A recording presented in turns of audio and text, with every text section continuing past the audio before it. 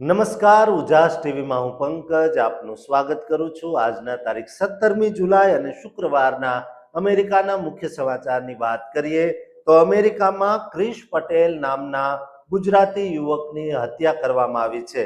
Tesla car લઈને નીકળેલો 21 વર્ષનો ક્રિશ પિતાને 1 કલાકમાં પાછો ફરશે તેમ કહીને નીકળ્યો હતો। આ કેસમાં મોટો ખુલાસો થયો છે। અમેરિકામાં માત્ર 10 જ દિવસમાં ચોથી ભારતીય વ્યક્તિની હત્યા થઈ છે। તેની વિગતે વાત કરીશું। ઉપરાંતના સમાચારમાં જોઈએ તો અમેરિકામાં ગ્રીન કાર્ડ મેળવવાનું સપનું જોતા તમામ લોકોએ મળતા સરકારી લાભનો ઉપયોગ કરવાનું ટાળવું જોઈએ। મેડિકેડ કે ફૂડ બિલ કે અન્ય કોઈ પણ સરકારી લાભ લીધા તો ટ્રમ્પ સરકાર તમને બોજ ગણીને ભવિષ્યમાં ગ્રીન કાર્ડ ન આપે તેવું બની શકે છે। દરેક ગુજરાતીને સાવધાન કરતા આ સમાચાર વિસ્તારથી જણાવીશું। ઉપરાંતના સમાચારમાં જોઈએ તો અમેરિકામાં એક ગુજરાતી એનઆરઆઈ તેની પત્નીને ત્યાં લઈ ગયો હતો। પતિ પત્ની વચ્ચે થતા ઝઘડામાં એક દિવસ પાડોશીએ પોલીસ બોલાવી લીધી, જેથી પોલીસ પતિને ઊંચકી ગઈ અને જેલમાં બંધ કરી દીધો।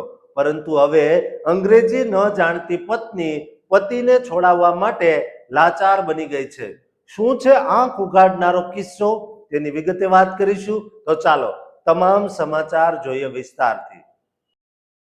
અમેરિકાના પેન્સિલ્વેનિયામાં ગુજરાતી પરિવારોના કાળજા ધ્રુજાવી દે તેવા સૌથી મોટા સમાચાર સામે આવ્યા છે, જેનાથી ભારે ચિંતા વ્યાપી છે।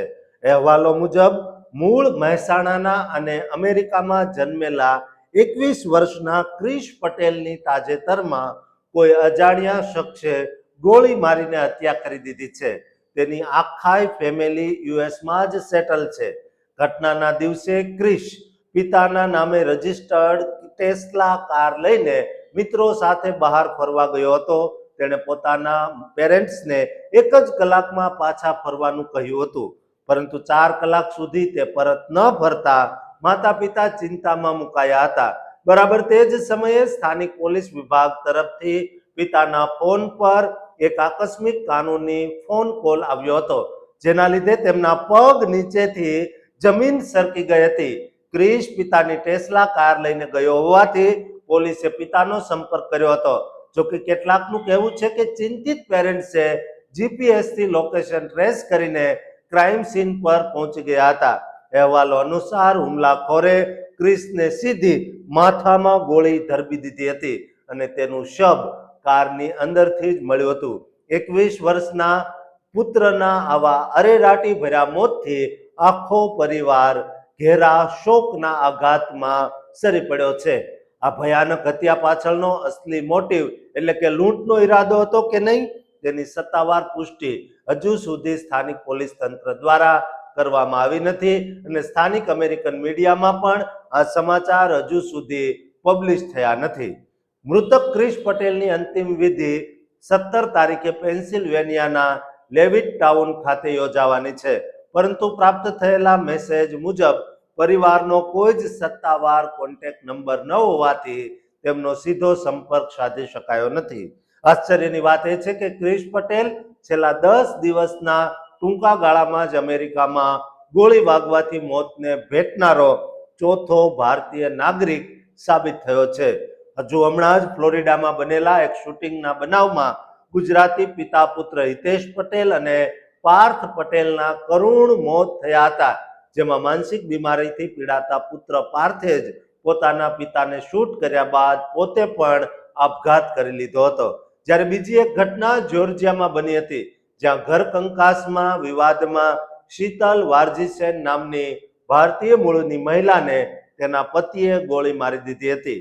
આમ વિદેશની ધરતી પર આપણા ગુજરાતીઓ સામે વધી રહેલા આવા ગુનાહિત હુમલાઓ ચિંતિત પરિવારો માટે બહુ મોટો અને હૃદયદ્રાવક કાનૂની પાઠ સાબિત થયો છે। દોસ્તો, આપણા સંતાનો 4 વ્હીલ લઈને નીકળે કે કોઈ પણ વાહન લઈને નીકળે તેમની હંમેશા જીપીએસ ઉપર કંટ્રોલ રાખવો જરૂરી છે। એ આ કેસ ઉપરથી જાણવા મળે છે। દોસ્તો, તમામ ગુજરાતીઓને આ વિડીયો શેર કરજો અને આ ચેનલને સબસ્ક્રાઇબ કરવાનું ચૂકતા નહીં। અમેરિકામાં ગ્રીન કાર્ડની આશાએ રહેતા આપણા ગુજરાતી પરિવારોને ખૂબ જ સાવધાન કરી દે તેવા ચોંકાવનારા ઇમિગ્રેશન સમાચાર સામે આવ્યા છે, જેને લીધે ભારે ફફડાટ અને ચિંતાનો માહોલ વ્યાપી ગયો છે. US department of homeland security એટલે કે DHS અને USCIS દ્વારા ગ્રીન કાર્ડ મેળવવાના કાયદામાં અત્યાર સુધીનો સૌથી મોટો અને પ્રચંડ ફેરફાર કરતો નવો પબ્લિક ચાર્જ રૂલ જાહેર કરવામાં આવ્યો છે. આ કઠોર નિયમ હેઠળ હવે ગ્રીન કાર્ડ એટલે કે પરમેનન્ટ રેસિડેન્સી મેળવવા માંગતા દરેક અરજદારે સાબિત કરવું પડશે કે તેઓ અમેરિકામાં ગયા પછી ત્યાંની સરકાર કે સામાન્ય ટેક્સ પેયર્સ પર આર્થિક રીતે નિર્ભર નહીં બને. જો કોઈ અરજદારે અમેરિકામાં રહીને ત્યાંની મેડિકેડ, ફૂડ સ્ટેમ્પ્સ એટલે કે સ્નેપ, હાઉસિંગ આસિસ્ટન્ટ એટલે કે કોઈ પણ પ્રકારની મફત સરકારી સહાયનો ભૂતકાળમાં ઉપયોગ કર્યો હશે અથવા ભવિષ્યમાં પણ આવી સરકારી સહાય મેળવે તેવી સંભાવના લાગશે તો અમેરિકન ઇમિગ્રેશન અધિકારીઓ તે અરજદારની ગ્રીન કાર્ડની ફાઇલ સત્તાવાર રીતે રિજેક્ટ એટલે કે રદ કરી દેશે. આ અતિ મહત્વની જાહેરાત ગત 16 જુલાઈ 2026 ના રોજ DHS દ્વારા કરવામાં આવી છે, જેમાં વર્ષ 2022ના જો બાઇડન વહીવટી તંત્રના ઉદાર પબ્લિક ચાર્જ નિયમને રદ બાતલ કરીને આ નવો કડક ફાઇનલ રૂલ જારી કરાયો છે. આ નવો નિયમ ઇમિગ્રેશન અધિકારીઓને બહુ જ વ્યાપક અને પ્રચંડ વિવેકાધિકાર આપે છે કે તેઓ અરજદારની ઉંમર, આરોગ્ય, આર્થિક આવક, કૌટુંબિક સ્થિતિ અને તેની કુશળતા જેવા તમામ પરિબળોને બારીકાઈથી તપાસ કરીને નક્કી કરી શકે છે કે આ પ્રવાસી ભવિષ્યમાં અમેરિકન સરકાર પર બોજ બનશે કે નહીં.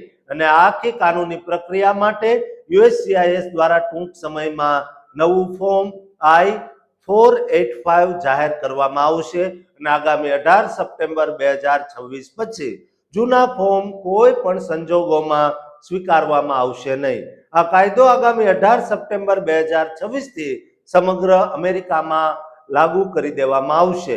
જો ઇતિહાસ પર નજર કરીએ તો આ કઠોર નિયમ સૌથી પહેલા ટ્રમ્પના અગાઉના શાસનકાળ દરમિયાન વર્ષ 2018 થી 2020 વચ્ચે રજૂ કરાયો હતો, જેને 2022માં બાઇડન સરકારે હળવો કરીને માત્ર રોકડ સહાય પૂરતી જ સીમિત કર્યો હતો.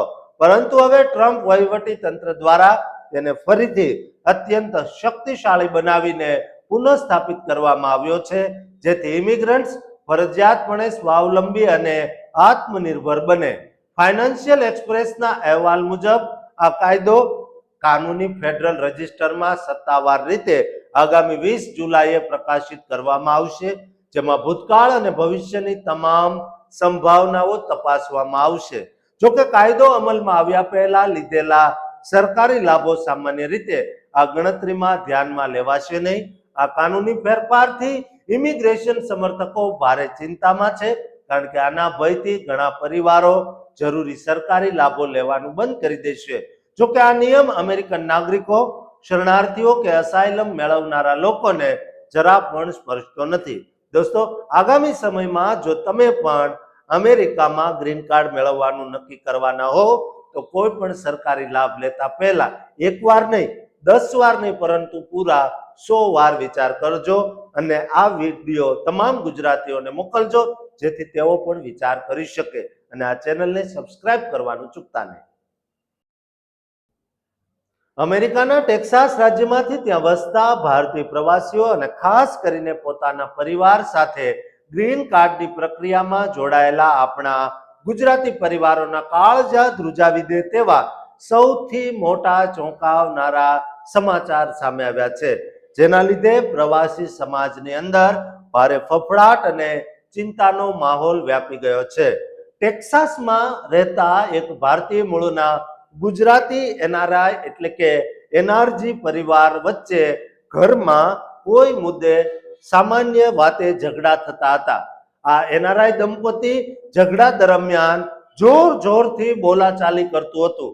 આ વિખવાદ દરમિયાન ગુસ્સામાં આવીને પતિએ પત્નીને ઘરની દિવાલ તરફ એક વખત જોરથી ધક્કો માર્યો, જેના કારણે પત્નીને સામાન્ય શારીરિક ઈજાઓ પહોંચી.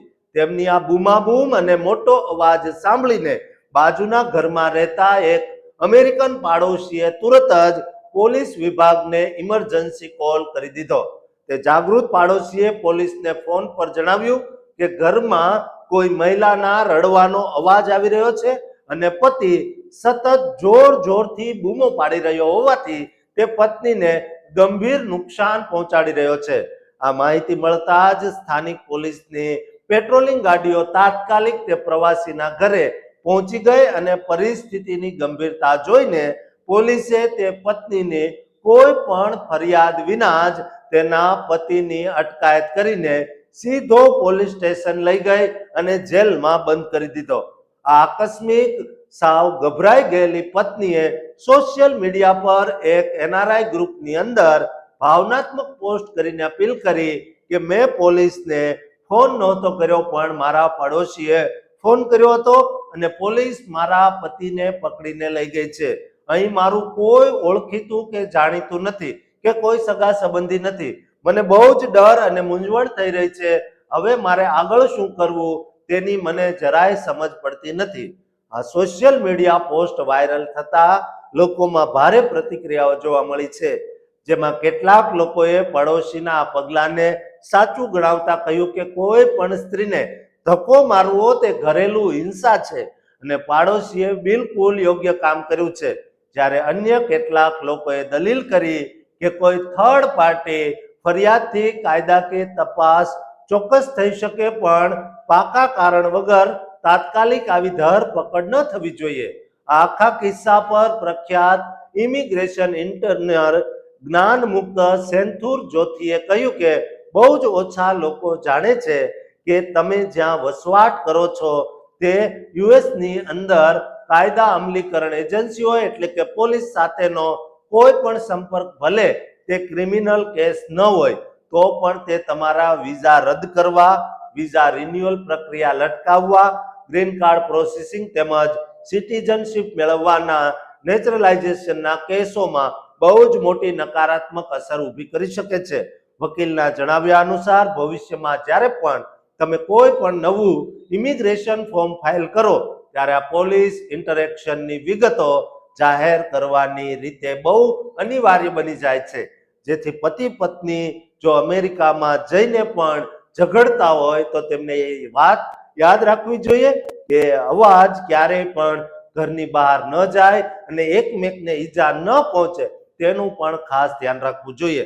જો પાડોશી પણ ફરિયાદ કરી દેશે તો તમારી ફાઇલ ઉપર ચોક્કસથી એક કાળો ડાઘ લાગી જશે. માટે દોસ્તો, તમામ ગુજરાતીઓને આ વિડીયો શેર કરજો.